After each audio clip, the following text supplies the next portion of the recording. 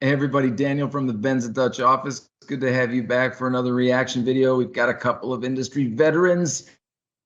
They're sweating it. We were just talking about how sadistic it is for me to have these articles at the ready and they don't know what it's going to be about. So yeah, it's kind of a trip for me, but whatever. Sean Shields is with us as well, as always, from the control center there in the Roswell office in Georgia.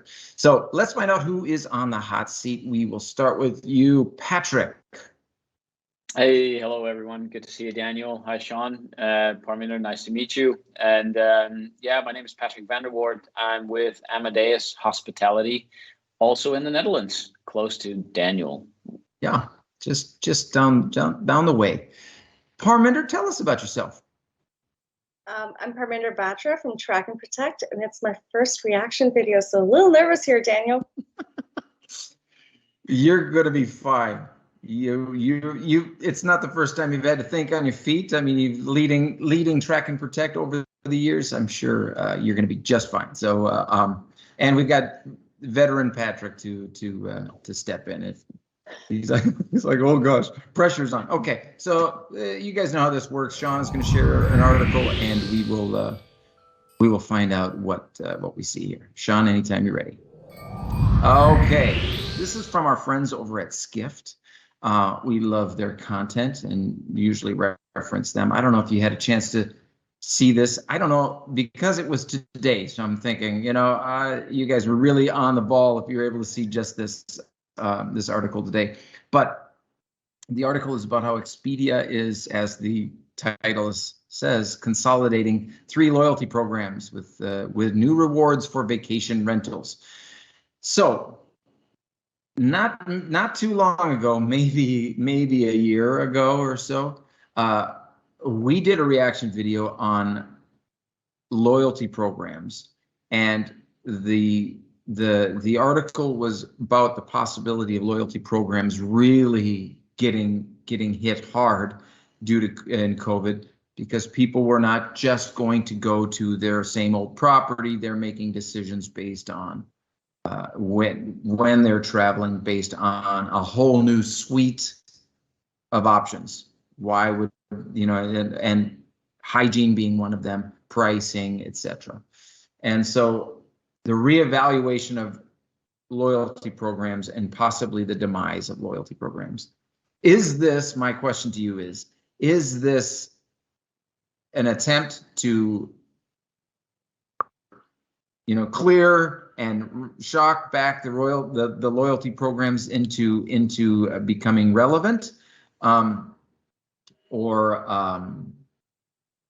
do you think that loyalty programs were never really in danger? What are your thoughts with regards to loyalty programs moving forward? Is that what's going to drive, especially the millennials, getting points on a loyalty program? What are your thoughts? Let's start with ladies first. Parminder, what do you think about loyalty programs moving forward? I think this move from Expedia, I haven't read the article yet. I would say it's logical, right? I mean, millennials do like points. They do like I don't know about loyalty points, but I think they do like rewards, right? They like being able to spend money and get rewards. But in terms of loyalty, one of the stats I remember reading a few months ago is that we are more likely today, and not just the millennials, everyone is more likely to try new brands. So if you were always a United person, yeah, you're more willing to change over to American Airlines during this time because A, everyone's kind of adjusted the requirements, but yep, B, it's also the opportunity, as to where are you going, who's providing what you need, the cleanliness protocols, the communication around it, all different things. So I think this is a logical move, because instead of having loyalty programs compete, it's being able to do more. Again, as we look at, this is the whole economy, right? Doing more with less, whether it's labor, but I think it also applies here in being able to allow guests to collect it, because they're more likely to interchange, say, from United to American or from Marriott to Hilton. Then is it possible to give them loyalty points that they can kind of use for different opportunities that may be available to them? So I think it's a logical move, and probably a good one to allow people to leverage it. Yeah. Yeah, it's consolidation of disparate ones. Hopefully you can get people to participate. Patrick, what's your thought on loyalty programs and moving forward? Yeah, well, maybe in the case of Expedia, it's logical, right? Because they need to make sure that they consolidate their programs to make sure that it's transparent. And especially if you look at millennials, you know, they would want ease of use, right? Millennials, I think there was a study where they said, you know, I don't know, 80 or 90% of millennials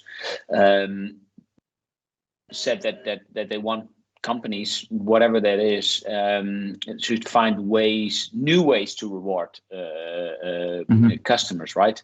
Not necessarily I earn something now, or I have to spend 10 nights to get something, and then I can burn. What millennials are looking for is an earn and burn type of program where, you know, when you get to the hotel, you earn 1,000 points, which you can burn straight away in exchange for drinks or something like that, right? So I think across the board, hotel companies are I wouldn't say struggling, but they're trying to reinvent the loyalty the programs to make them more attractive to and you know, millennials. There's even, you know, what's after millennials? Is it what generation Gen X, whatever it is? Yeah, I don't know. No, Gen X is, and there is us, right? So whatever I forget. Yeah, exactly. Yeah, it's even Gen more transactional. So I think. I think there's room for improvement, but consolidating these three into one for Expedia makes complete sense. But and if that's, you know, for vacation rentals, again, if you're looking at marketing to do different age groups, I think you know, having a more direct spend model is needed. Yeah, it'll be interesting. I in terms of the single brand kind of loyalty, and I had my loyalty programs, and I don't see myself going back to, well, I'm going to Cologne, so I'm going to look for the Hilton. Yeah. Because I want to do my loyalty program. Something has switched in me that it's not about the and you see that more and more, the DMOs and destination management and activities and it's more coming together where your local experience is more important than getting points for your Hilton stay. So I think that is changing. And you see Booking.com, Expedia, all these larger OTAs really targeting the experience and activities. Well, smart move then. Gosh, it's great chatting with you both. We certainly appreciate you guys taking time to be on this reaction video, and all of you out there watching. So thank you so much. Sean, any parting thoughts on loyalty? I'm very disloyal. I don't know. He's very, he is no. Go Delta. I always think there is a little bit, to me, there's a little bit of a if it's irony or if it's I think it's just maybe poorly labeled. But if you have to earn something for your loyalty, it's not actually loyalty, right? That's a transaction, and I think it's a little bit of a misnomer. That's what we call the carrot. Alas, it's still transactional, right? If you don't have to pay people for them to be, if you're talking about loyal. But anyway, that's just my philosophical take on it. You perceive loyal if you pay for it. If you're not loyal, you get that stick, right? So you get degraded and Well, very good. Well, thank you both for taking your time, and thank you everybody out there for watching this reaction video. We will see you next time. See you next time. Bye. Thanks a lot. Thank you. Bye-bye.